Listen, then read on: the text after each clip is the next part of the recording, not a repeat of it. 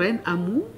Je viens du Togo et je suis responsable des fabricants de joie du Togo. Et avec Geneviève aussi, on coordonne la région d'Afrique de l'Ouest.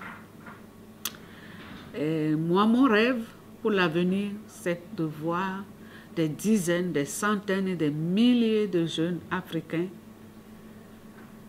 rentrer dans leur destinée, le plan que Dieu a pour eux, et être libérés pour investir dans le royaume de Dieu. Parce que les enfants en Afrique sont pas, on ne croit pas en eux, on ne pense pas qu'ils ont quelque chose à donner. Et mon rêve, c'est que chacun puisse d'abord comprendre ce pourquoi il est sur cette terre, la volonté de Dieu pour sa vie, être formé, équipé pour rentrer là-dedans. Libérer aussi les jeunes avec le potentiel qu'ils ont. Voilà mon rêve. Moi, c'est Geneviève de Purie. Je m'occupe de l'Afrique de l'Ouest au niveau des fabricants de joie avec Rennes. Et sinon, je suis au Togo. Je suis basée au Togo, donc je suis impliquée quand même beaucoup localement avec tout ce qui se passe là-bas. Et puis, bon, je ne savais pas trop comment l'exprimer, mais je pense que ce que Rennes a dit, c'est aussi une grande partie de mon rêve. À voir un peu comment se passent les choses maintenant. Moi, j'aimerais tellement que les enfants, et en particulier les ados maintenant, arrivent à ne pas vivre une vie, je ne sais pas comment dire, comment dire ça, découpée. C'est-à-dire une partie, on aime Dieu de tout notre cœur, et on est sincère, et je le crois. Et puis, d'un autre côté, peut-être la minute d'après, ils peuvent être en train de faire autre chose qui est complètement à côté de la plaque, enfin qui ne va pas du tout avec ce qu'ils viennent d'exprimer ou de vivre avec Dieu. Alors, je ne sais pas comment l'exprimer, mais j'aimerais qu'ils arrivent à vivre, à être entiers pour Dieu. Et, ouais, arriver à faire tout pour que ils deviennent, les enfants, les jeunes, les ados maintenant, deviennent soit déjà et deviennent des personnes, des chrétiens à part entière, je ne sais pas comment dire, épanouis et qui sont entiers pour Dieu, pas à moitié. Mais bon, elle le dit beaucoup mieux. Voilà.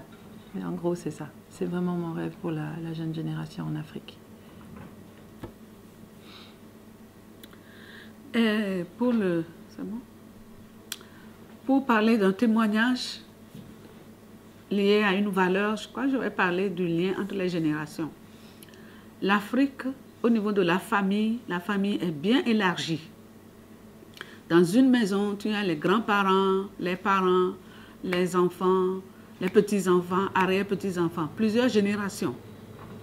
Mais dans l'histoire de travailler en équipe, les générations sont séparées dans notre culture. Et c'est une force au FJ de pouvoir avoir un grand-père, comme tonton Ève, des grands-parents, des parents, des ados, des petits, des bébés dans une équipe pour un camp, une activité ou une tournée. C'est fort en Afrique quand nous sortons. Ça parle beaucoup.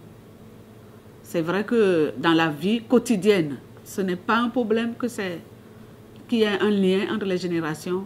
Mais quand on parle de travail, d'aller donner, ce n'est pas les adultes à part, les enfants à part. Les enfants n'ont rien à faire avec les adultes. Et aussi dans les églises en Afrique, c'est séparer les âges.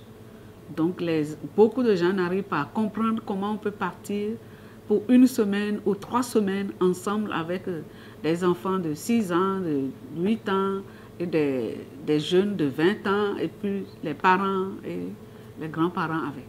Ça, c'est quelque chose qui est fort chez nous. On peut aller avec l'histoire des jeunes, ce qui nous encourage aussi. Oui, bon, je ne sais pas si il y a une valeur en particulier va ressortir de ça, mais une des forces, je trouve, d'un temps qu'on vit maintenant, là, enfin depuis quelques années, et en particulier avec le projet de soutien scolaire qu'on a à la maison. Maintenant, je pense que c'est la moitié de ceux qui nous aident, enfin qui sont les répétiteurs des enfants démunis du quartier qu'on reçoit à la maison pour les devoirs, sont des fabricants de joie. Ils sont encore maintenant même fabricants de joie, ou certains sont déjà adultes et font autre chose, mais je veux dire, sont avec nous.